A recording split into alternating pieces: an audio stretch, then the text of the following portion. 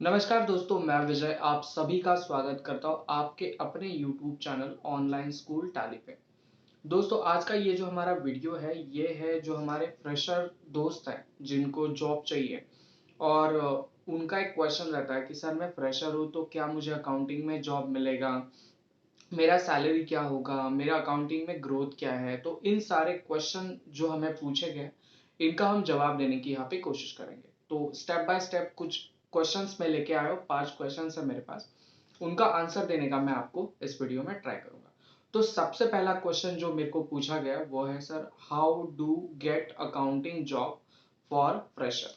Sir मैं मतलब fresher हूँ और मुझे अकाउंटिंग में जॉब कैसे मिलेगा।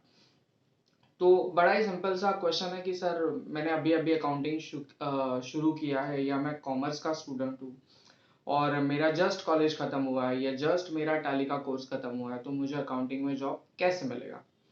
तो दोस्त, ये बहुत ही सिंपल है, आपको जॉब कहाँ पे भी मिल जाएगा। अच्छा, ऐसा मैं क्यों कह रहा हूँ, क्योंकि अकाउंटिंग एक ऐसा करियर है जहाँ पे कभी भी रिसेशन नहीं आता। अब हर कंपनी पैसा कमाती है, भले वो ट्रेडिंग की हो, मैन्युफैक्चरिंग हो, या कोई भी कंपनी हो। वो कंपनी का एक अकाउंट डिपार्टमेंट होता है। तो उस अकाउंट डिपार्टमेंट में बस आपका रिज्यूम पहुंचना चाहिए। और बात रही फ्रेशर की, तो देखो कोई भी इंडस्ट्री में कितना भी बड़ा प्रोफेशनल पर्सन हो, जब वो फ्रेशर स्टार्ट करता है तो उसकी सैलरी काफी कम होती है। अब आप जिस कंपनी में अप्लाई कर रहे हैं, शायद से वो मल्टी मिलियन कंपनी हो या बहुत बड़ी कंपनी हो, तो आपको सैलरी अच्छा मिलेगा। और अगर आप छोटे मोटे किसी फर्म में ट्राई कर रहे हैं तो डेफिनेटली आपका सैलरी बहुत ही कम रहेगा। लेकिन आप एक चीज को याद रखना कि हमेशा अकाउंटिंग में जब आप स्टार्ट करते हो तो आपको लर्निंग पे ज्यादा ध्यान देना होता है अर्निंग से ज्यादा। क्योंकि अकाउंटिंग एक ऐसा करियर, जब आपका एक्सपीरियंस आ जाएगा तो आपका अर्निंग बहुत अच्छा हो जाएगा। और लर्निंग तो लाइफ लॉन्ग प्रोसेस है, क्योंकि यहाँ पे हमेशा कोई ना कोई अपडेट्स गवर्नमेंट की तरफ से आता रहता है और आपको हमेशा उसके लिए प्रिपेयर होना होता है। तो बस यही था आपके क्वेश्चन का जवाब। अब दूसरा क्वेश्चन है, when I start my accounting job.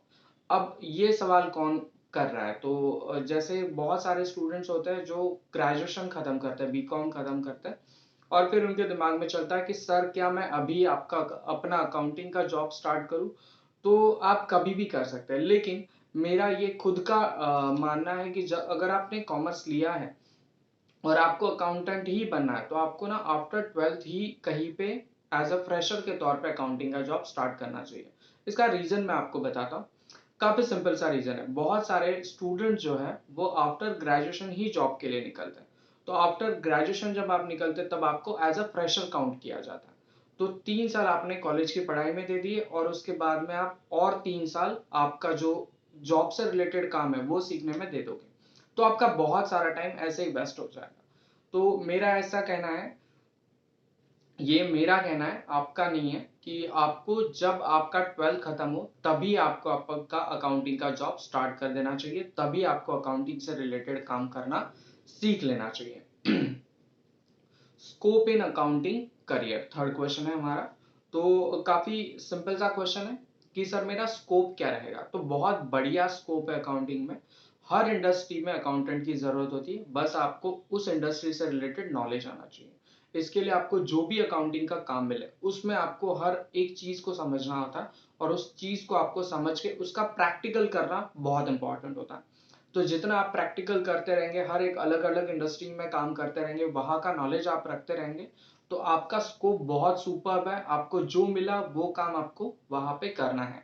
ऐसा नहीं सोचना कि सर मेरा अपॉइंटमेंट तो सिर्फ परचेस के लिए हुआ था, या मेरा अपॉइंटमेंट सिर्फ सेल्स के लिए हुआ था। आपको जीएसटी का काम मिले, टीडीएस का काम मिले, और कोई भी मतलब बैलेंस शीट बनाने का काम मिले, या फैक्ट्री विजिट पे जाके इन्वेंटरी लेने का काम मिले, तो जो भी काम आपको मिले आपको डेफिनेटली करना है, तभी जाके आपका आपका अकाउंटिंग का स्कोप ठीक से बन पाएगा। नेक्स्ट क्वेश्चन है, सैलरी फॉर अकाउंटिंग करियर।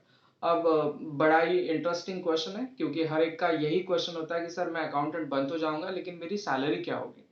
तो सैलरी बड़ी सिंपल सी चीज है। अगर आप फ्रेशर हो तो आपकी सैलरी बहुत सिंपल सी होगी, बहुत छोटी होगी, डिपेंड ऑन कौन सी कंपनी में आप ज्वाइन कर रहे हैं।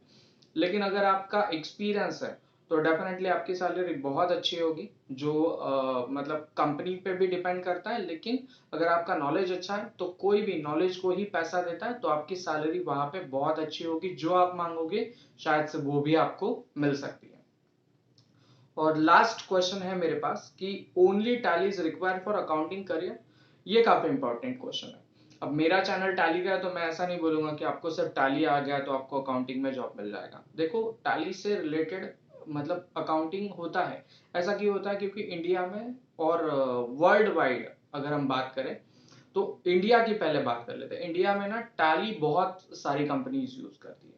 तो अगर आपको टैली आ गया तो आपके चांसेस थोड़े ज्यादा है कि आपको अकाउंटिंग का जॉब फटाफट मिल जाए।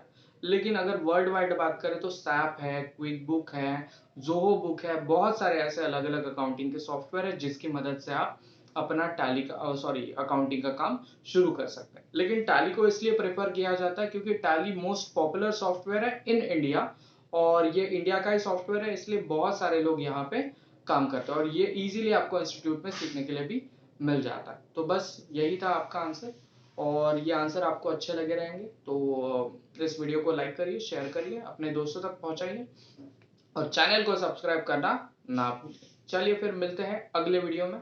Thank you.